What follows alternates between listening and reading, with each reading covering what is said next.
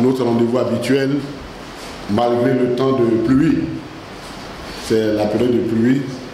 Et puis une petite anecdote. Chez moi, je suis un rainmaker. Ouais, dans ma culture, oui. Je suis issu de la famille qui fait tomber la pluie. Voilà. Donc, vous comprenez pourquoi. Donc, je dois...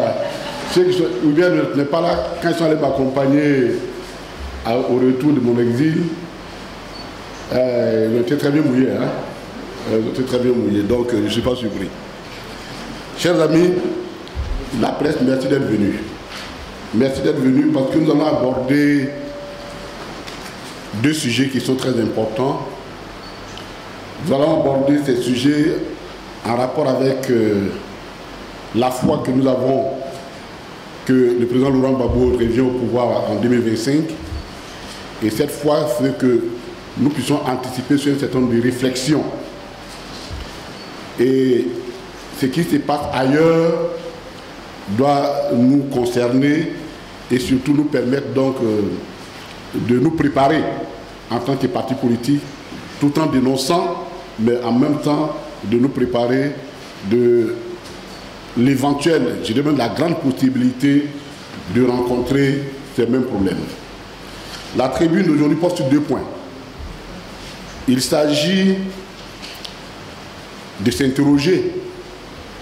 Est-ce que ce qui s'est passé au Sénégal avec la falsification des comptes publics pour pouvoir rester dans les normes économiques, les ratios demandés, est-ce que la Côte d'Ivoire est à l'abri quand on regarde la similitude des deux économies? Ça, c'est la première des questions. Deuxièmement, il y a la question encore scandaleuse, le scandale que les gens veulent minimiser, mais qui reste pour nous une question scandaleuse. D'ailleurs, la direction du parti a largement fait, il y a quoi, lundi, une conférence de presse sur la question, sur l'accord qui a été signé entre la compagnie Corsair et l'État de... Enfin, certaines institutions. Et il faut... On ne va pas revenir sur la déclaration déjà très bien faite et forte de notre parti, mais soulever des questions d'ordre technique qui nous interrogent et qui nous permettent de savoir quelle est la nature, la gouvernance du RHDP.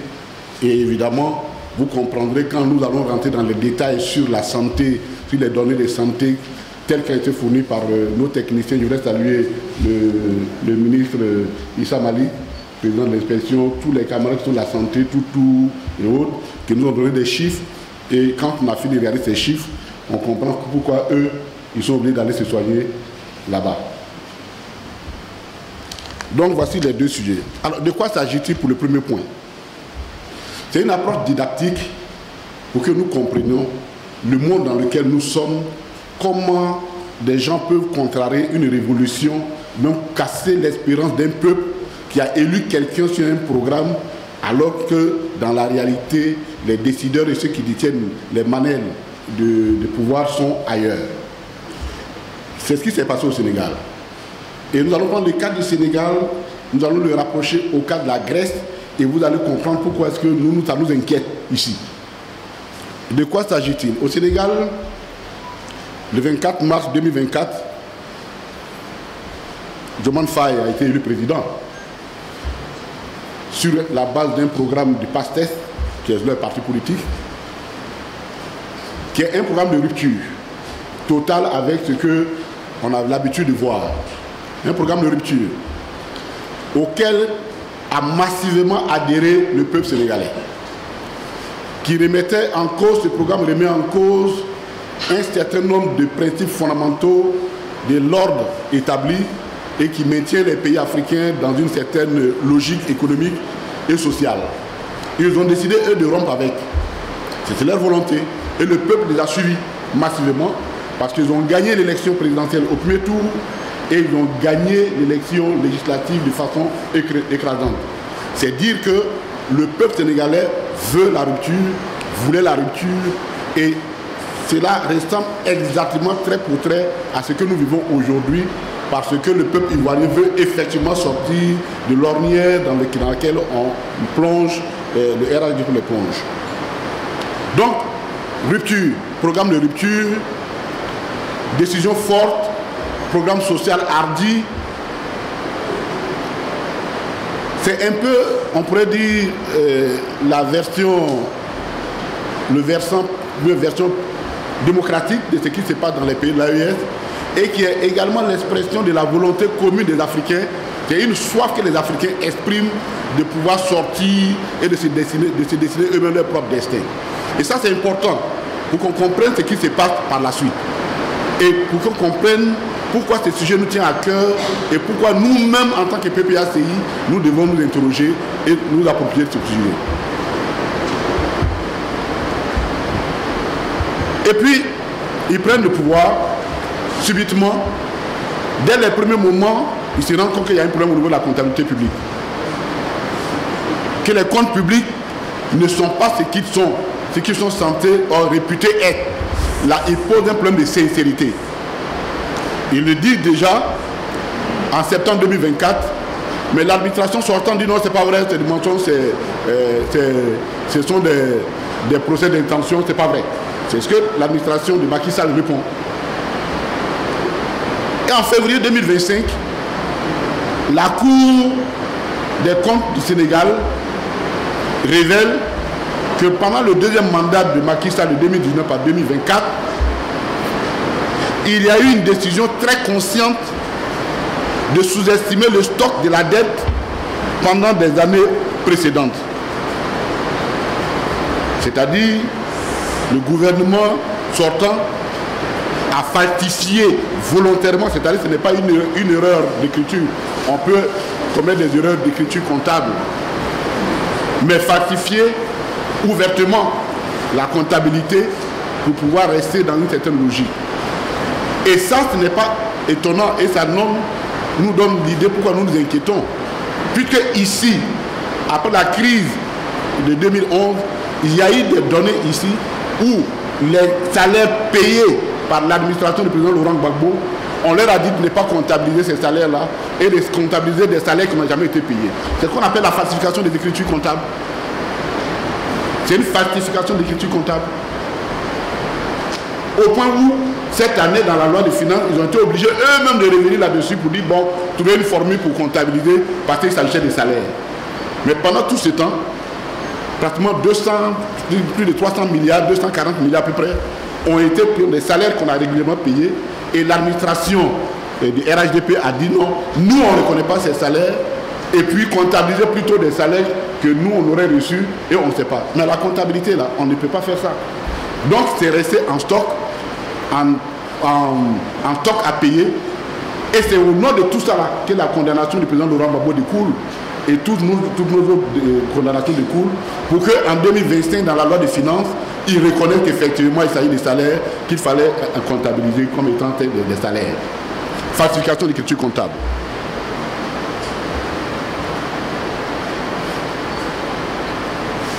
Et en ce qui concerne le Sénégal, une délégation du FMI va venir confirmer que l'équivalent de 4200 milliards de dettes ont été volontairement occultés par l'administration sortante. Chers amis, chez nous on dit le bossu, il se renseigne sur son propre enterrement en regardant l'enterrement d'un autre bossu. Ce qui se passe au Sénégal peut arriver ici. Peut arriver ici. Et nous allons expliquer. Et donc, quand on corrige tout cela, on se rend compte que finalement, tous les interdits économiques que l'UEMOA, entre griffes, que l'UEMOA et tout ce que vous connaissez, se sont imposés, c'est-à-dire il ne faut pas dépasser un seuil comment on appelle, le déficit budgétaire, il doit être en dessous de 3%. Le ratio dette et sur les recettes propres doivent rester dans une certaine logique. la dette rapprochée au PIB ne doit pas dépasser 70%. Il y a un certain nombre de ratios, une sorte de corset, hein, les corsets qu'on s'est tissé nous-mêmes ici, et on porte ce corset-là qui nous sert, mais c'est comme ça fonctionne. Et donc, le Sénégal, dont le PIB, le ratio dette PIB était dette était de l'ordre 74%, qui est déjà au-delà, officiellement, quand ils font la correction, finalement on se rend compte que c'est 100%. Le déficit budgétaire que eux, dans leur comptabilité, ils avaient figuré à 4,9%, passe à 12%.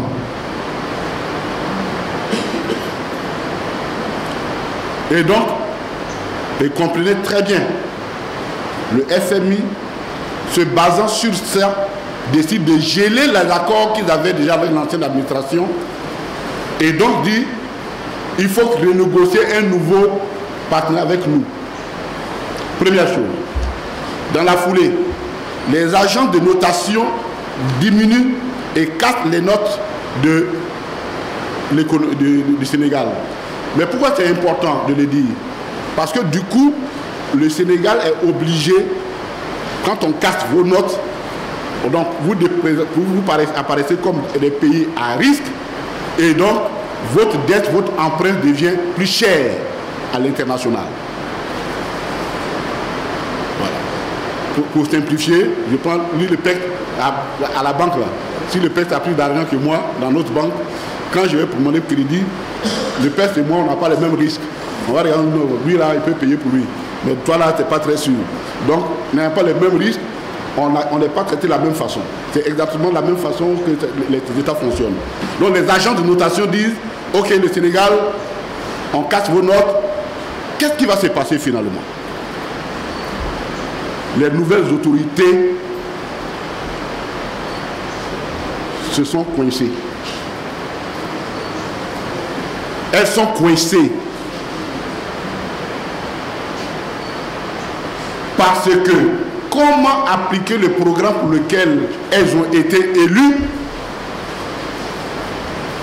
quand non seulement le FMI gèle, d'accord, et deuxièmement, on vous oblige à aller emprunter à des taux plus élevés que l'administration précédente. La conséquence aujourd'hui, tout le monde dit que le Sénégal, la rupture annoncée tarde à venir. Elle ne peut pas venir. Et il y en a même qui commencent à faire passer l'administration du gouvernement de Sonko et l'administration de Diomaye Faye comme étant des traites parce qu'ils ne peuvent pas satisfaire les besoins, l'engagement qu'ils ont pris. Ça, prenez cet exemple et vous allez comprendre pourquoi c'est inquiétant. Pourquoi la question de la dette, pour nous en tant que parti souverainiste qui se bat pour prendre le pouvoir et corriger un certain nombre de trajectoires, peut nous être fatal si nous ne sommes pas rigoureux sur ces questions-là. Parce que le cas du Sénégal n'est pas nouveau. Il faut remonter en 2015 pour voir ce qui s'est passé en Grèce. Même schéma. En 2015, Alexis Tsipras est élu, son parti de l'extrême gauche, l'équivalent de Mélenchon, quoi, actuellement en France, arrive au pouvoir en Grèce. En 2015. Et quand ils arrivent en Grèce, ils arrivent sur la base d'un programme de rupture. Il dit on ne rentre plus dans la Troïka parce que la Grèce était, après la crise des subprimes, là, la Grèce était compressée. Il y avait même 3 pays, 4 pays qu'on appelait, qu'ils appelaient PIG. PIG, c'est les ports que les économistes appelaient les PIG, le Portugal, l'Irlande et puis la Grèce, qui avaient des sérieux problèmes économiques et donc ils étaient compressés de part et d'autre. Le peuple n'en pouvait pas. Et donc, le peuple a donné son mandat à Alexis Tsipras et son parti de gauche pour pouvoir sortir de cette situation. Ils ont gagné les élections à pratiquement un siège de la majorité absolue. Le temps qui ont suivi l'été qui a suivi, les mois qui ont suivi, ils ont fait un référendum au peuple pour demander est-ce qu'on sort de l'austérité qu'on nous impose, que nous impose la Troïka. La Troïka, c'était la Banque centrale, l'Union européenne, la Commission de l'Union européenne, la Banque centrale, la BCE, la Banque centrale de l'Europe, et puis le FMI, la Troïka. Il est pressé, c'est-à-dire le peuple grec n'en pouvait plus. Comme aujourd'hui, exactement ce qui passe en Côte d'Ivoire. Alors, le peuple vote. Et Tsipras fait appel à il convoque un référendum. Le peuple vote le référendum à 60% pour la volonté de Tsipras de quitter l'austérité. Démocratique, nette. Dès qu'il finit, les jours qui suivent, le monde entier annonce que la comptabilité grecque a été falsifiée depuis 1900, depuis son entrée à l'Union européenne. Donc on leur impose un certain nombre d'exigences. Tous les créanciers demandent qu'on les rembourse, qu'ils soient remboursés. La Banque centrale de la Commission européenne leur dit, écoutez, nous on ne peut plus financer, parce que votre système que vous avez pris là, l'autre option, on ne peut plus financer ça. Qu'est-ce que les Grecs ont fait? En 2019, Tsipras a perdu les élections, tout simplement parce qu'il est apparu aux yeux du peuple comme étant un traître. Il n'a pas été capable de leur apporter la solution. Et ceux qui avaient plongé la Grèce dans cette situation, c'est-à-dire la droite, qui avait corrompu sa comptabilité pour pouvoir rentrer dans l'Union européenne et que l'Union européenne savait, ils ont utilisé l'arme de la dette pour casser la volonté du peuple grec de sortir donc de la situation qu'on leur imposait, qu'on lui imposait, et finalement l'espérance de la rupture a tourné court. Deux exemples qui nous interpellent. C'est vrai qu'aujourd'hui, nous n'avons aucune donnée qui nous permet de dire que nous allons observer, nous allons avoir quand je dis, on l'affirme parce que nous allons prendre le pouvoir, qu'on va observer les mêmes choses. Mais, quand on regarde la structure des deux économies des deux pays, la pratique gouvernementale de l'administration Macky Sall et celle actuelle, on a toutes les raisons d'avoir peur. Politique économique basée sur les infrastructures. Plan du Sénégal émergence 2020. Plan de la Côte d'Ivoire émergence. Le Sénégal était aussi dans un plan d'émergence 2020. Côte d'Ivoire, plan d'émergence 2020. Emprunt pour faire des infrastructures. Blim blim. La Côte d'Ivoire fait la même chose.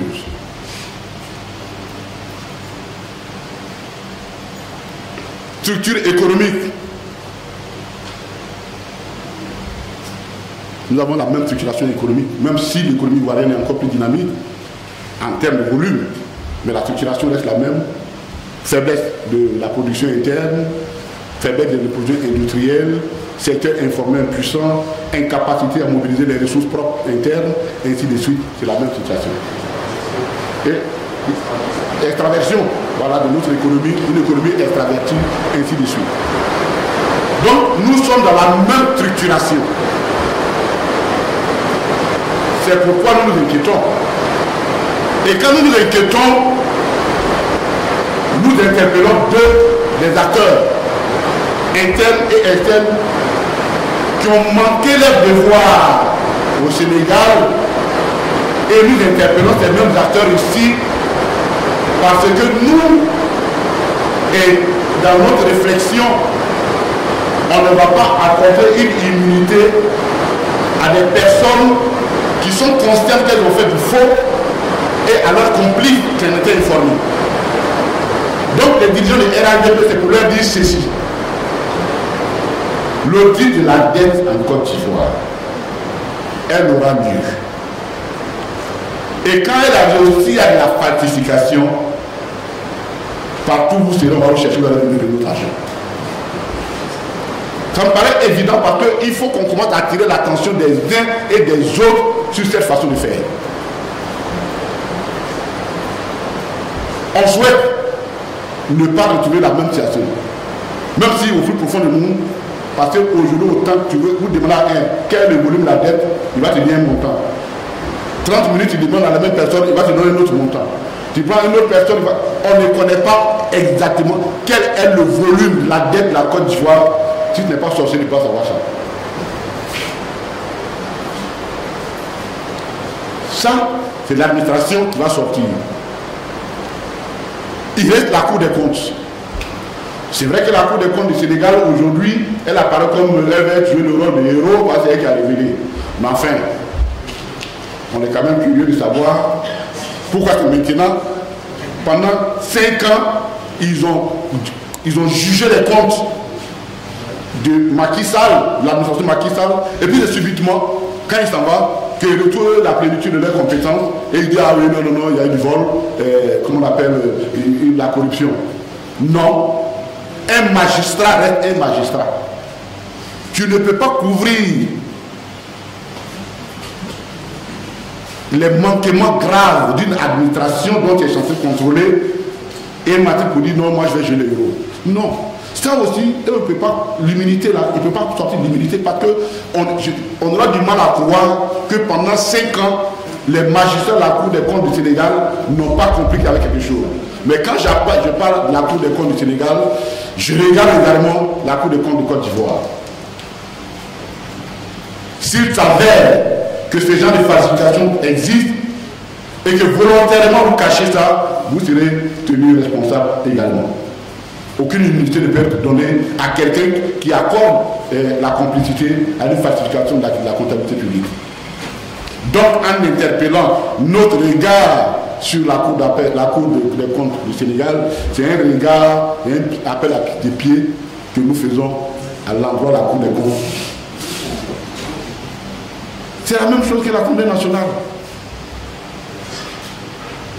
C'est vrai, la députée, mais c'est la même chose. Vous avez, la loi vous dit que vous avez le droit, c'est vrai que c'est très restreint et il faut qu'on sorte de ça aussi. C'est très restreint et dans le programme, dans la vision du président Gbagbo, il faut effectivement qu'on donne plus de pouvoir à l'Assemblée nationale pour effectuer son contrôle, son rôle de contrôle budgétaire, son rôle budgétaire. Parce que l'Assemblée nationale intervient dans la loi c'est elle qui vote la loi de finances, donc le budget, et c'est elle qui vote la loi de règlement, qui vient dire oui, vous avez exécuté le budget dans les conditions normales, et ainsi de suite. Ah bien, si on se rend compte que ce n'est pas vrai, on va vous appeler aussi. Hein. Ah oui, mais parce que vous avez fait une loi de règlement, sauf à prouver que vous avez caché, à vous aussi on a caché la vérité. Mais au-delà de ça, ce sont en interne. Et les complicités externes. Quand j'ai écouté le chef de la délégation de la mission de FMI au Sénégal, je me suis dit, les gens se moquent de nous. Quoi. Il dit que lui, il est surpris.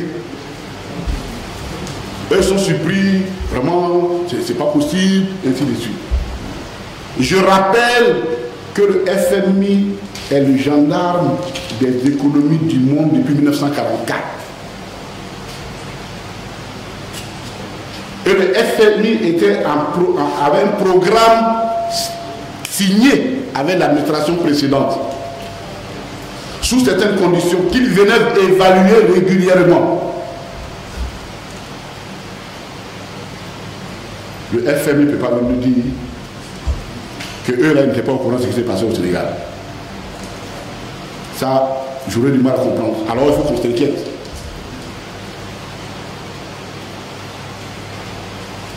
Parce que ils scrutent nos économies jour par jour. C'est comme un médecin urgentiste devant un malade qui est en réanimation. Docteur, je passe sous ton couvert. Qui est en réanimation. Et puis, le malade meurt. On vient de dire non, le malade là, en cachette, il n'a plus automédication. Il n'a plus de médicaments qui n'étaient pas qui n'avait pas été prescrit par le médecin, et puis c'est lui qui fait ça qu'il a donné. Mais enfin, on va quand même demander les comptes à l'urgentiste. Ton malade qui était dans le coma, comment il s'est débrouillé pour prendre le médicament, lui seul pour manger puis mourir. L'urgentiste, il y a un problème dessus. Donc on ne peut pas scruter nos économies tous les jours et puis nous dire on est surpris. Non, on n'est pas surpris. C'est des décisions politiques. Et quand vous allez voir, dès que le FMI a pris sa décision, les agents de notation, qui elles aussi se sont proclamés sentinelles des économies et qui donnent des notes. Oui, toi tu as bien travaillé, B+, toi c'est pas B-, ainsi de suite. Et au vu de ça, les marchés financiers, les marchés des capitaux fonctionnent, entretiennent des rapports en tenant compte de ces notations. Mais ils notent à partir de quoi? Parce que si un examinateur, il vient s'asseoir et puis il vient dire, bon moi je suis l'élève, je vois l'examinateur, il dit bon, professeur, j'ai bien travaillé, il y a 18. Et puis toi tu me dis oui, il a bien travaillé, il a 18. Bon, ton rôle n'a pas de sens. Or c'est exactement ce que ça apparaît. C'est-à-dire, eux, ils disent, nous on note sur la base des déclarations que font les États. Mais si les gars a falsifié, tu as noté quoi? Et je rappelle quand tu écoutes le Sénégal, un an avant qu'il ne parte, ils sont allés sur le marché des fonds, le marché des capitaux. Ils ont pris des eurobonds de 750 millions d'euros. Au même prix que la Côte d'Ivoire. Et donc, c'est-à-dire que sur la base de leur notation, ils sont allés prendre des dettes sur le marché des capitaux. Donc, vous ne pouvez pas nous dire que vous n'êtes pas au courant. Tout ça là, pourquoi nous faisons ça? Parce que nous avons un programme de rupture. Parce qu'on ne peut pas continuer à dire que les RADP nous proposent. Et ce programme de rupture va nous amener à prendre des décisions. Mais qu'est-ce que le message que le FMI et les agents de notation nous donnent? Si ce que vous voulez faire, ça ne nous arrange pas, on va regarder d'abord la comptabilité, on va trouver les comptes faux et on va vous imposer des ruptures, on va vous imposer des restrictions qui vont limiter votre volonté de rupture. Donc la question de la dette devient absolument un instrument hautement politique. C'est un instrument de domination. C'est pourquoi on ne peut jamais de dire qu'il faut que nous fassions attention à la dette. Et nous ne sommes pas les seuls, même les plus grandes économies, comme l'ancien directeur, le président de la Banque mondiale dit. Tant que la dette est soutenable, c'est-à-dire que la dette à long terme, c'est-à-dire qu'on faisait la dette à long terme avant, elle permettait donc de faire des investissements à long terme. Aujourd'hui, dans nos économies, y compris en Côte d'Ivoire, la dette à court terme est de l'ordre de 30%. C'est-à-dire les dettes prises pour gérer des urgences. Je vais simplifier pour ne pas fatiguer les gens des termes économiques, est de 30%. C'est-à-dire non seulement la dette, elle est privatisée. Avant 2000, c'était la dette privée était de l'ordre de 13%. Maintenant, elle est autour de 91%. Maintenant, les dettes à court terme qu'on prend représentent 30% du stock de la dette des pays africains. Donc, à tout point de vue, nous sommes en train d'être étranglés. Et donc, quand nous allons venir au pouvoir, ils vont nous faire sortir ça. Ah oui, on a regardé vos comptes, c'est pas clair. Bon, ainsi de suite, ainsi de suite, ainsi de suite. Nous leur disons que c'est maintenant qu'on va contrôler la comptabilité du gouvernement en place pour nous dire quelle est la réalité des comptes de la place. Parce que le peuple ne va pas suffire pour les turpitudes des autres. Nous n'avons pas porté le pouvoir des autres. Je disais, comment on appelle, un article du Monde, en faisant l'année, le bilan annuel, le premier, l'an 1 de l'administration Bachirou, il dit la rupture a été moins profonde que ce qui était attendu. Et c'était avec beaucoup de soulagement d'ailleurs que l'article a été. Il disait beaucoup de soulagement. Mais comment voulez-vous que ceux qui sont élus se présentent devant leur peuple? Quel regard on porte sur eux? Chers amis, on a voulu faire ce point-là. Il est très détaillé dans le document qu'on va vous mettre. Il est vraiment bien fouillé. Mais on a voulu faire des parallèles pour que vous compreniez pourquoi nous inquiétons sur la question de la dette. Et la question de la dette, il faut qu'elle soit clarifiée. Et elle sera clarifiée pour que chacun assume et prenne sa part de responsabilité. Ce qui se passe au Sénégal, c'est déjà passé en Grèce. Et ça peut bien se passer en Côte d'Ivoire. Parce que nous avons les mêmes, nous sommes en face de la même situation et de la même philosophie économique. Ça, c'était le premier point. Le deuxième point concerne la Convention pour les heureux élus.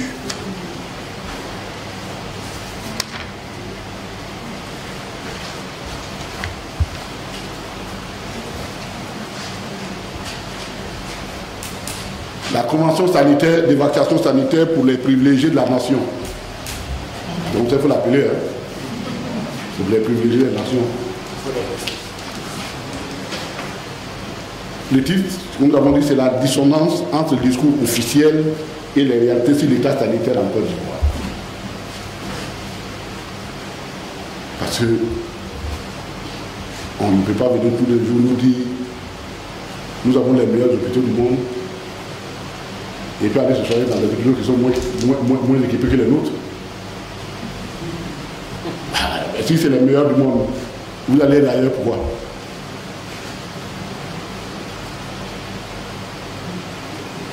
Sauf si vous avez des guérisseurs en France là-bas, peut-être des pathologies, c'est des guérisseurs qu'il faut voir, vous ne pouvez pas trouver là. Non, soyons sérieux. Le parti s'est prononcé déjà sur cette question et nous n'avons pas cessé, malgré on entend des allégations des uns et des autres, d'ailleurs qu'on va leur répondre. Ce matin, on a entendu le président de l'Assemblée nationale qui essaie de se justifier sur l'injustifiable et on va leur répondre. La question est d'autant plus importante que nous allons convoquer un CSP spécialement sur cette question-là pour écouter nos députés. Puisque ensemble, les alignés, ensemble les accusés, et donc nous prenons tellement cette affaire au sérieux que le mardi prochain, nous allons avoir un CSP et nous allons écouter nos députés sur cette question. Qu'est-ce qu'il en est réellement? Le parti veut savoir qu'est-ce qu'il en est réellement. Ce qui se passe réellement. Je vous dis que nous sommes très à cheval sur le sérieux de cette affaire. Parce qu'il s'agit d'un scandale. Il s'agit d'un scandale, pas plus, pas moins. Et quand les gens font de l'amalgame pour noyer le poisson, on va leur faire les détails pour qu'ils ne nous perdent pas le temps et ils n'essaient pas de nous éloigner de l'essentiel. Nous avons été, il nous a été révélé au cours d'une cérémonie somptuaire que les institutions de la République de Côte d'Ivoire ont signé un accord de transport avec une compagnie aérienne. Bon, on a fini certainement notre publicité que on va dire le nom. Moi, je ne vais pas dire le nom pour n'engager pas la publicité. Et que celle-ci consiste à faire des abattements sur les billets d'avion. Tenez-vous bien, pour les membres des institutions et pour leurs familles. Et on va apprendre le même jour que ce n'est pas tout. Et ce n'est pas de la bouche de n'importe qui. La présidente du Sénat, très heureuse de nous annoncer que eux aussi, en plus de ça, ils ont négocié des abattements avec l'hôpital, des facilités avec l'hôpital américain de Paris pour bénéficier davantage pour aller se soigner là-bas. Eux et leurs enfants. Elle a bien pris ses familles, collaborateurs, tout. Voyez-vous, pourquoi nous parlons de dissonance, qui veut dire incohérence?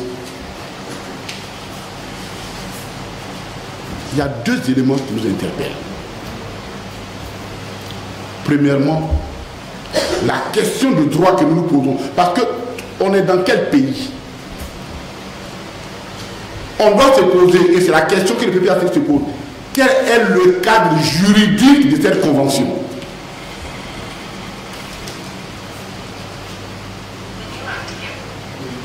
Parce qu'en droit ivoirien, en tout cas si nous sommes encore dans la République,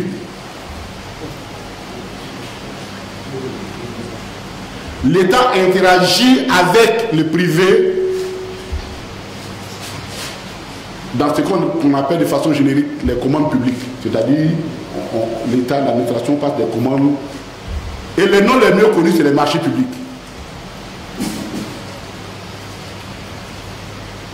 C'est-à-dire le président de l'Assemblée nationale, le président du Sénat, le président de la République, encore quelques exceptions près, puisque lui, il a un budget hors contrôle.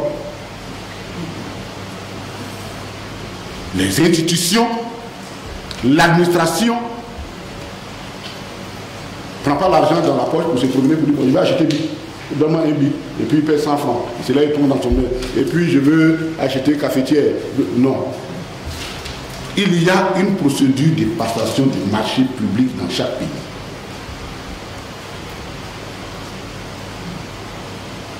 La question qu'on se pose, cette convention relève de quelle nature juridique? Est-ce qu'il s'agit d'un marché public au sens défini que lui donne l'ordonnance qui régit l'ordonnance 2019-679 du 24 juillet 2019 portant sur les marchés publics, et qui définit le marché public comme étant un contrat écrit conclu à titre onéreux par une autorité contractante pour répondre à ses besoins, c'est-à-dire aux besoins de l'autorité contractante, donc le besoin de l'administration.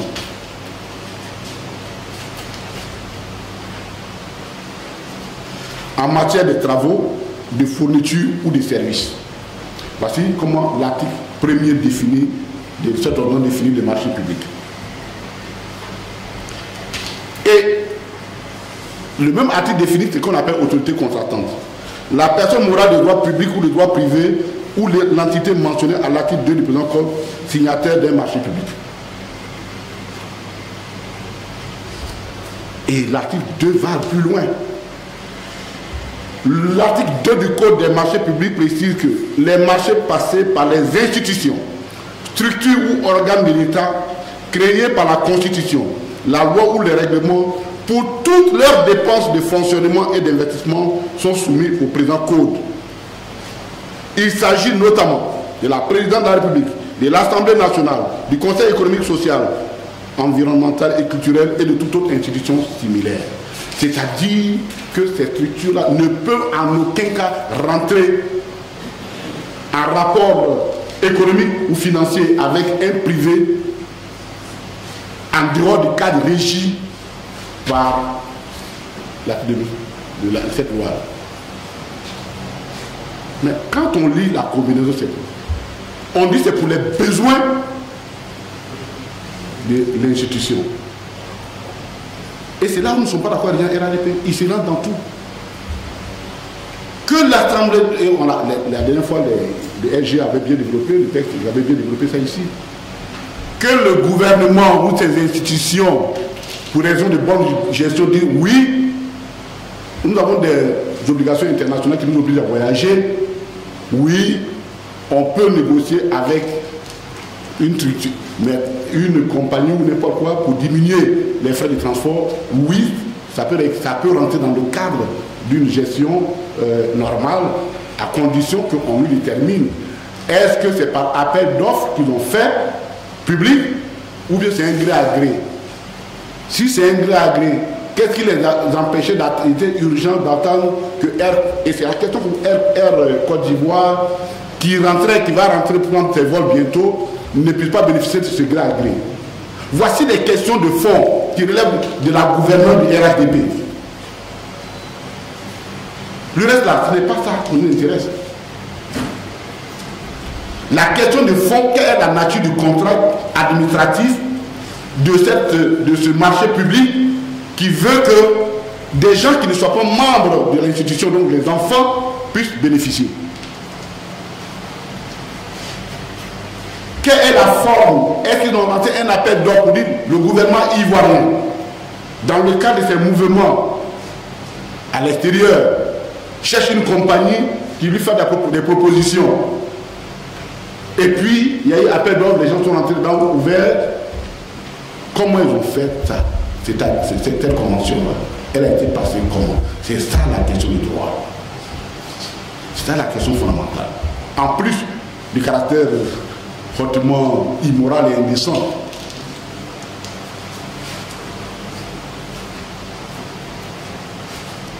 Deuxièmement, qu'est-ce qui justifie, qui donne droit, qu'est-ce qui donne... Et je vais vous rappeler quelque chose, chers amis. Voyez, quand nous disons ces choses, le problème de RADP, eux croient que la Côte d'Ivoire est née le 11 avril 2011. Eux, quand ils parlent, ils pensent que la Côte d'Ivoire... Non. Nous avons une expérience. Et je suis heureux que quelqu'un de la dette, l'un des spécialistes de la dette de la Côte d'Ivoire soit là, parce qu'il a beaucoup travaillé. Donc il faut qu'on te voit parce que l'oiseau, c'est l'un des spécialistes de la dette publique ici. On est allé en 2008 pour, dans le cadre de la préparation du point d'achèvement PPTE pour aller discuter, résoudre nos dettes. Et une délégation est allée au Club de Paris. Le Club de Paris, ce sont les dettes bilatérales, c'est-à-dire les dettes entre États. Là-bas, la Côte d'Ivoire est partie avec un stock de sa dette pour dire, bon, voici ce que vous nous devez, État de France, vous nous devez, bon, vous et puis vos représentants, bon, on n'a qu'à voir comment on va gérer ça pour préparer le programme PPTE. C'est dans la salle que l'assistance hospitalière de Paris, qui est un organisme qui gère les CHU, fait sortir une note pour dire, voilà, vous nous devez pratiquement 2,4 milliards pour l'évacuation sanitaire. C'est-à-dire la délégation du ministre de l'économie et des finances, là-bas, lui va se rendre compte qu'on va l'informer qu'il y a crédit sur l'évacuation sanitaire depuis les années avant 2000, qui fait 2000, à peu près 2,4 milliards de francs CFA. Ajoutez ça sur ce que vous nous devez. Mais nous, on n'est pas au courant. Il est ici. Après des discussions, on a été obligé d'intégrer cette dette-là dans le solde, le stock des dettes que nous devons défendre, nous devons traiter.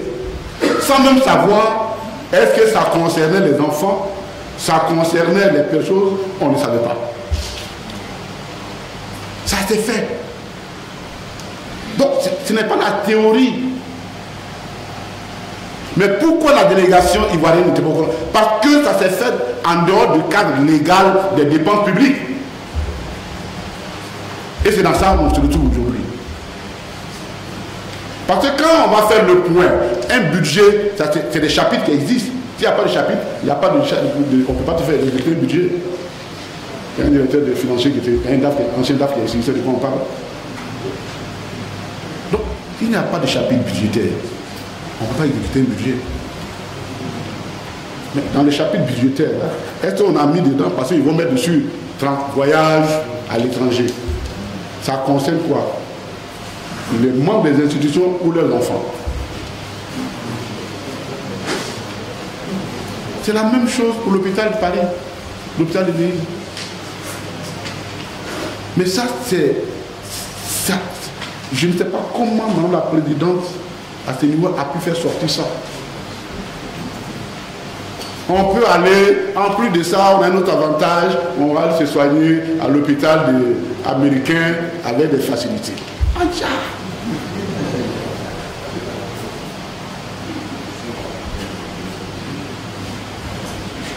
Il était avec mon fils, le bon comédien, il me dit, mais papa, nous, on est concernés aussi, non? Il dit, il faut aller, tu vas voir si on est concernés.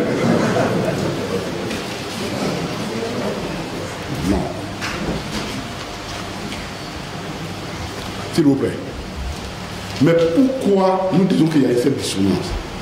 Et c'est le dernier point, c'est que dans la réalité,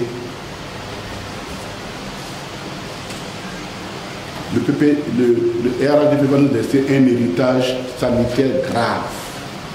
Et c'est ce qu'il fuit. Parce que tu ne peux pas, quelques jours avant, aller inaugurer l'hôpital à Boaké en disant qu'on y trouve tout ce qu'il faut ailleurs. Et puis le soir, venir dire non, nous là, on s'en va se soigner en France. Il y a un problème. Et s'il vous plaît, ce n'est pas les experts qui manquent dans ce pays-là. Même s'il y a une pathologie pour laquelle il n'y a pas d'experts, on peut aller les former. Mais pourquoi ils le font? Et on va vous expliquer. Parce que leur système de santé est mauvais. Et ce sont les propres chiffres que nous allons prendre pour illustrer. Merci aux médecins, merci à vous qui avez fait les recherches pour nous permettre d'avancer là-dessus. Et on va vous donner les chiffres et le classement que nous représentons.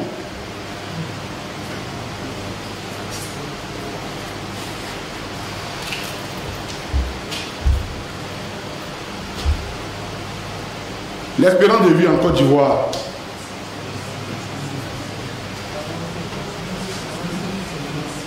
Nous sommes 41, on occupe la 41e place sur 54 pays.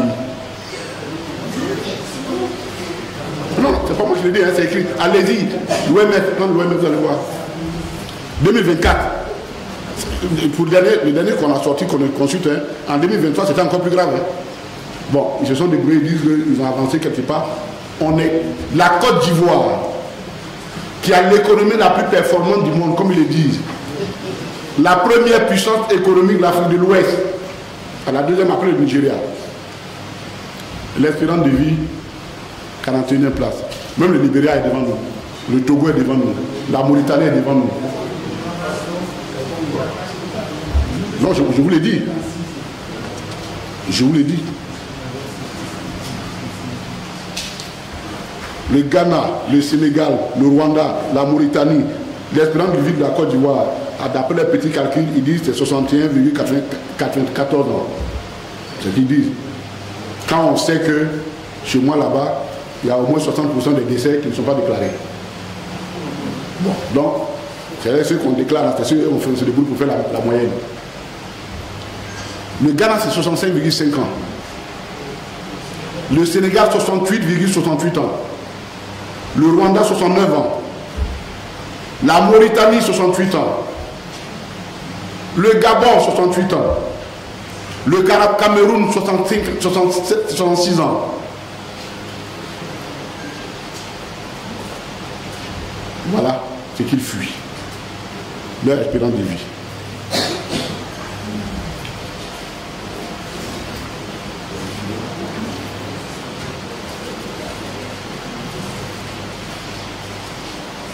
Ils ont créé quelque chose qu'ils appellent CMU.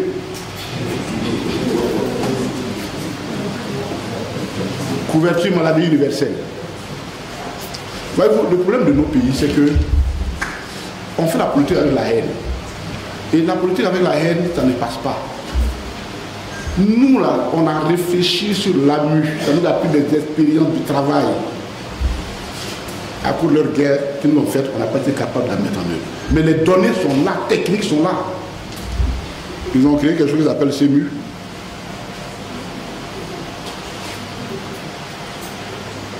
Et qui, seulement 20%, c'est-à-dire il y a 60% de la population qui est théoriquement couverte, mais dans la réalité, il n'y a que 20%. Ça marche seulement pour 20% réellement. 20%. Le truc là, c'est mieux. Selon les données de la Banque mondiale, la Côte d'Ivoire a l'une des rubriques de dépenses de la santé publique la plus faible. 5,3% du PIB, là où Abuja, ce qu'on appelle les accords d'Abuja voulaient que, non c'est pas Abuja, c'est plutôt Abuja, voulait que on consacre 15% des dépenses, 15% du PIB aux dépenses de la santé. Nous, on a 5,3%.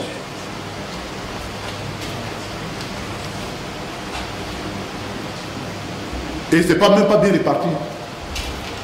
Un enfant né à Abidjan, il a 4 fois plus de chances de survivre qu'un enfant né à Odiéné. D'ailleurs, à Odiéné, vous connaissez les couveuses, non?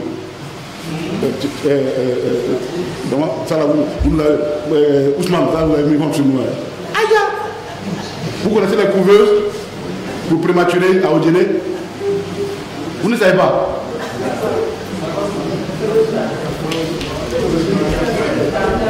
Un enfant prématuré, quand il naît avec des insuffisances immunitaires, c'est-à-dire qu'il ne peut pas respirer, la résistance immunitaire, donc on le met dans une couveuse pour lui donner.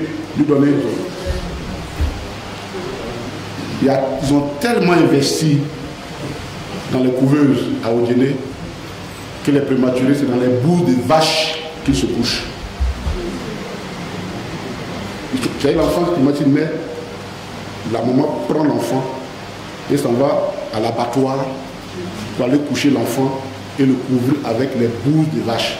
On est à l'antenne, il y a le nom, c'est le nom propre, pour ne pas dire autre nom. Bouses de vache, vous connaissez ce que ça veut dire, non? Ah non, je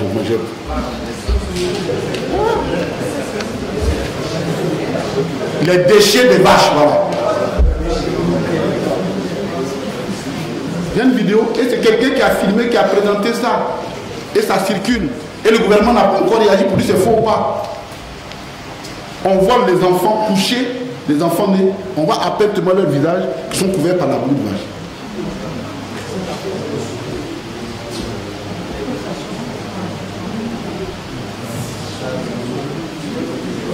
Même les peuples qui ont pour spécialité l'élevage ne préparent pas leurs enfants à l'élevage de cette façon-là.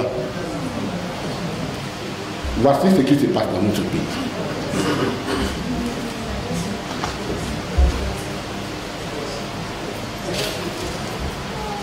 Un Ivoirien paye 60% de ses soins de sa poche contre 35% en moyenne en Afrique de l'Ouest.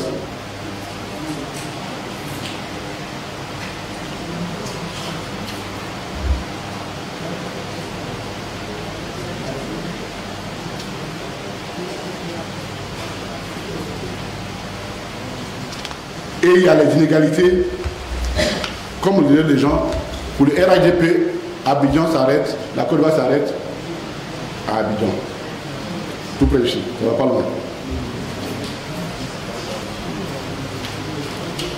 Selon les statistiques, 70% des équipements lourds, c'est qu'on peut appeler les scanners, l'IRM, et 85% des spécialistes sont concentrés à Abidjan.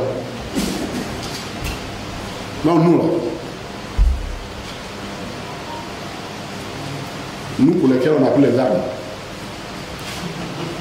pour défendre notre cause, on n'est pas dedans.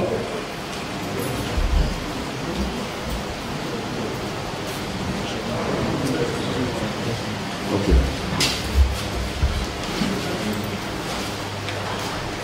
Donc nous on n'est pas dedans. 70% des équipements lourds et 85% des spécialistes. Et on vous dit, quelqu'un qui fait un accident de traumatisme crânien grave à Bouna, il faut qu'il descende jusqu'à... pour arriver chez les Latiers, sur la Lachon, pour avoir un scanner sur place. Mais eux, ils ont la chance, ils ont un scanner parce qu'il y a un premier ministre là-bas. C'est un scanner premier ministériel. Donc, on quitte depuis Bouna, on traverse Bondali et Bondoukou, on traverse l'Indénié, tout l'Indénié, et on vient certainement à Zopé, qu'on peut avoir un scanner.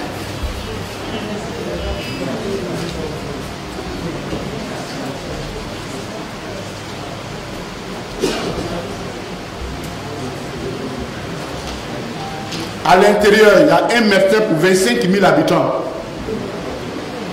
contre un médecin pour à peine 5 000 habitants à Abidjan. 40% des salles de santé ruraux sont sans salle d'accouchement. 40%. Les femmes, là, nos mamans, les matrons continuent d'exercer leur métier. 0 IRM public hors d'Abidjan. Alors qu'au Ghana, on en compte 25 et au Sénégal 12. 0 IRM. En dehors d'Abidjan.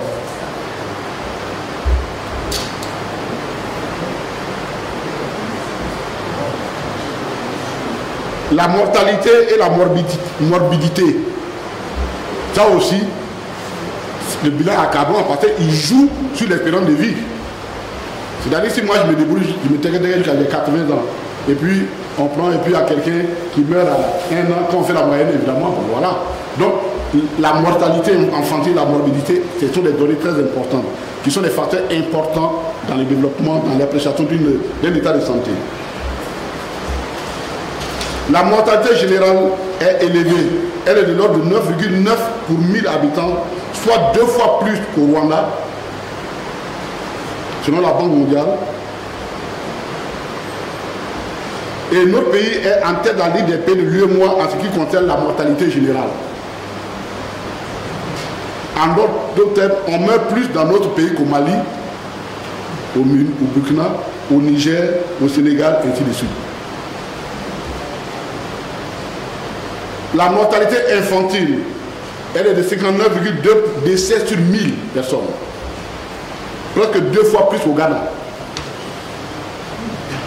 La mortalité maternelle, c'est-à-dire à l'accouchement, 385 décès maternels pour 100 000 naissances vivantes.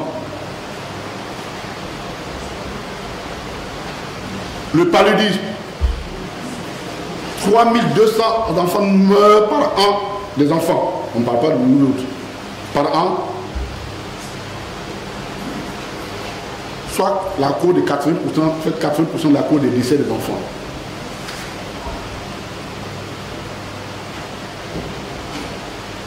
Alors que au Ghana, avec 4 millions de cas, il n'y a seulement que 1500 décès. Nous, on fait le double.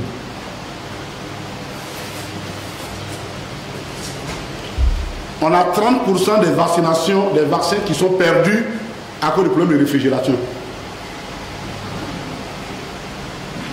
Là, on fait un vaccin là. Chercher moyen pour congeler, conserver le vaccin là. 30% sont perdus.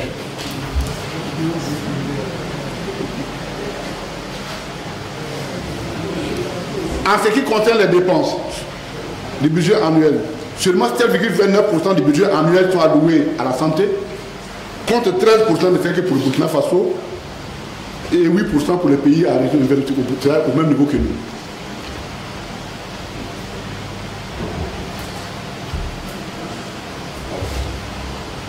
Même les ARV, c'est-à-dire les rétroviraux, tout ça, on ne vit que, on ne vivait que grâce aux Américains.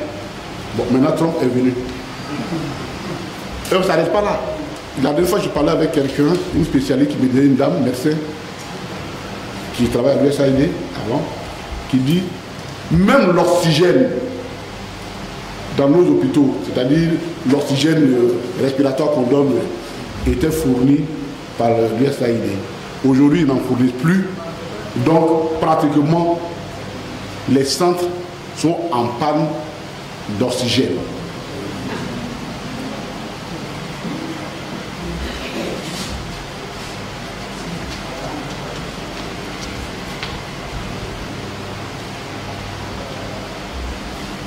Et selon les enquêtes, il y a 35% de nos compatriotes qui renoncent aux soins de pauvreté, qui renoncent aux soins au cause de pauvreté. Là, ils ne vont pas à l'hôpital à cause de la pauvreté. Et les femmes, quand elles vont la première fois, on leur dit qu'elles sont enceintes, allez faire, comment on appelle, l'échographie. Bon, il n'y a pas d'échographie à côté. Donc, chez moi, par exemple, il n'y a pas d'échographie à l'échographie. Il faut marcher pour aller à Niakara, vous pouvez trouver une voiture pour aller à Niakara, une échographie pour tout un département. Et puis quand on lui donne le papier, il faut payer. Elle dit non, c'est bon. Elle revient, et puis elle-même, elle écoute chaque matin le battement de son cœur, de son enfant, et puis elle décide ce qui a conduit à tenir.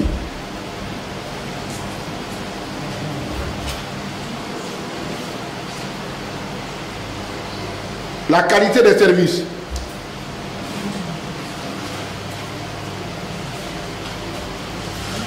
Le traitement contre le diabète coûte 2 mois de revenus pour un agriculteur.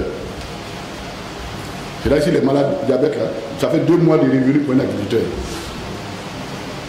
Si on achète bien son anacarde, parce qu'ils ont dit que l'anacarde c'est 450 francs le kilo, je vous dis qu'aujourd'hui, on élève l'anacarde dans certains coins, quand tu as la chance d'avoir 150 francs, tu as la chance. Sinon c'est 200.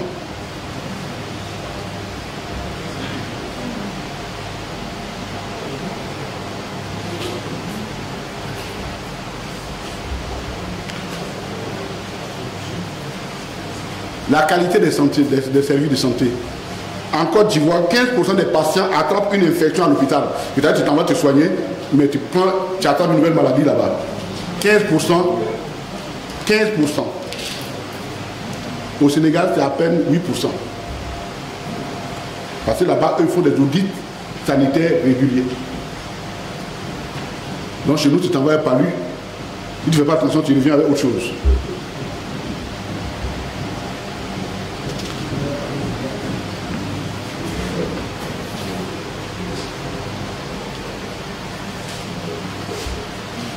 Nous dépendons totalement du système pour les vaccinations, du système Gavi, c'est-à-dire le système américain,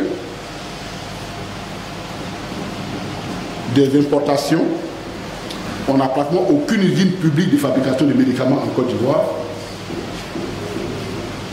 Il y avait un pauvre qui avait ouvert Rouget à Yopougon, un Américain qui est venu ouvrir, et parce que le président Gbagbo était allé inaugurer l'usine, dès qu'ils sont arrivés, ils sont allés casser l'usine pour dire que c'était l'usine de Gbagbo.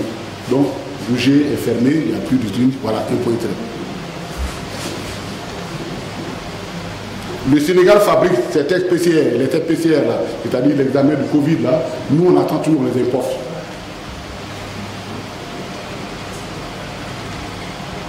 Le Maroc produit 70% de ses médicaments génériques et même en exporte vers l'Europe. Nous, 85% de nos médicaments sont importés. Et 78% des pharmacies publiques sont en rupture de stock.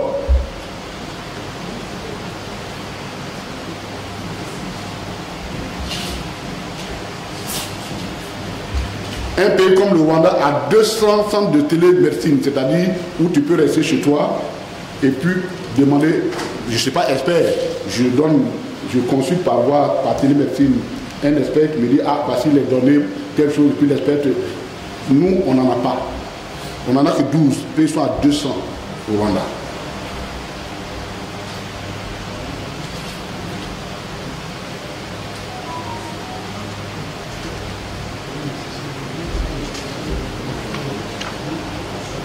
Je ne parle même pas du personnel qui est en pénurie. Pénurie de personnel, c'est-à-dire, bon voilà, le tableau est là, hein, on va vous le donner. Le tableau est là, il est pathétique. Alors vous comprenez alors pourquoi eux ils sont obligés d'aller se soigner là-bas. Entre le discours officiel et la réalité en Côte d'Ivoire, la différence est abyssale. On ne peut pas continuer avec ça. On ne peut pas continuer de narguer le peuple avec ça. Il faut que nous en sortions.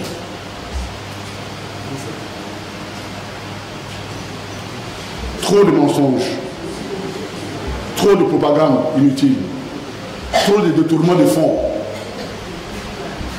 trop de mépris pour le peuple. En gros, trop, c'est trop. Je vous remercie.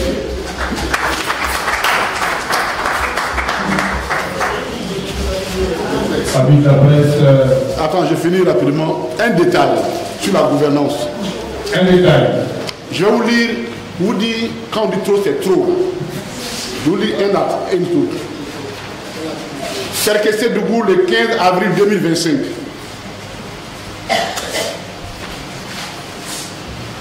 District autonome des Savanes. Région du Tchologo. Courrier numéro 442-CRT-CAB-DGA. à messieurs les secrétaires départementaux de RADP du Tchologo. Écoutez bien.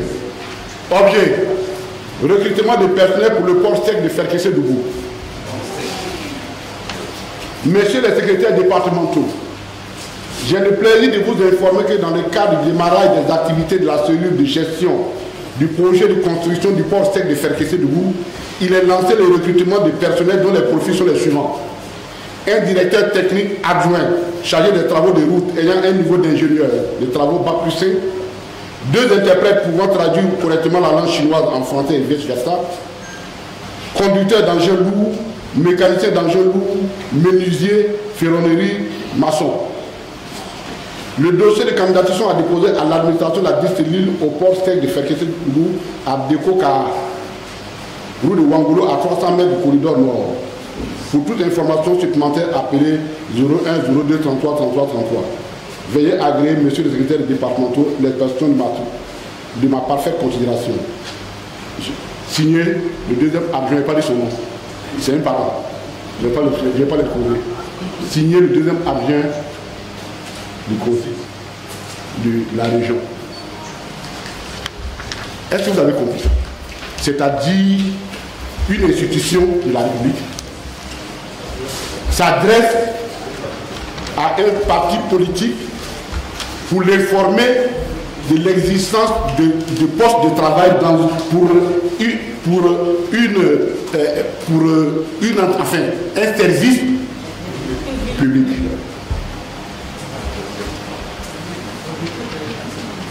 Ça veut dire qu'à Ferké, là, le port autonome sec de Ferké, le port sec de Ferké, si tu es PPACI, tu ne peux pas, tu n'as pas le droit de travailler.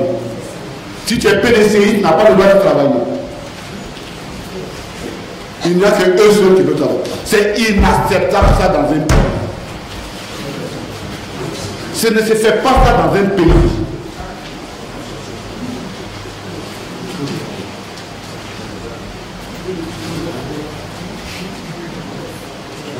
Même au parti unique, il y avait un peu d'éthique. Au nom de quoi les autres citoyens n'ont pas droit au travail en Côte d'Ivoire si tu n'es pas RHDP? C'est quoi ça, cette histoire?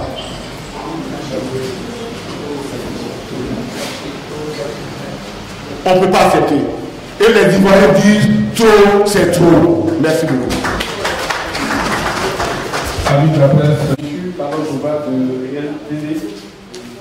Monsieur le ministre, dans le premier volet de votre développement, vous avez dit clairement que vous n'avez pas de données exactes pour peut-être pour dénoncer les chiffres, la notation financière. Donc je lui demande si vous n'avez pas de données et de données, pourquoi est-ce que vous autorisez une telle conférence? Pourquoi vous arrivez à faire la conférence? La deuxième chose, vous voulez convoquer les députés de PPACI. S'il arrive que les députés de PPACI ont fait de la convention, est-ce qu'ils vont rembourser les frais liés à la convention qui a été signée entre l'État et entre les différents ministères et conseils? Merci. Journaliste du quotidien Inter. Moi, je voudrais aller dans le même sens que lui sur sa deuxième question, c'est de savoir s'il advenait, après nous avoir entendu les députés du PPACI, que certains d'entre eux auraient été partis à ce contrat, à cette convention qui lie l'Assemblée nationale à la compagnie aérienne. Est-ce que le PPACI en prévoit de sanctionner ces députés sur ce cas-là, étant donné que le PPACI lui-même condamne cette convention-là? Le lundi passé, il a été révélé ici que la dernière convention qui a été signée était secrète parce que aucun élu du PPACI n'était informé de cette convention. Est-ce que vous infirmez ou confirmez ou infirmez? Les dangers viennent nous trouver et puis on se débat. Je crois que si vous avez bien écouté mon raisonnement, vous avez compris que nous avons levé un certain nombre de similitudes. Ce que nous sommes en train de dire, c'est qu'on a dit ce qui se passe là-bas, ça peut bien se passer ici. Et on a même donné quelques exemples sur la question des salaires qu'on a payés en 2011, où ils ont dit de ne pas les comptabiliser. C'est ça qu'on appelle la falsification de l'écriture comptable. Donc même si on n'a pas la plénitude de toutes les données, mais on a encore quelques indices qui nous inquiètent. Donc nous ne faisons qu'attirer l'attention. Et surtout, ce qui est important ici, c'est d'attirer l'attention de tous les acteurs.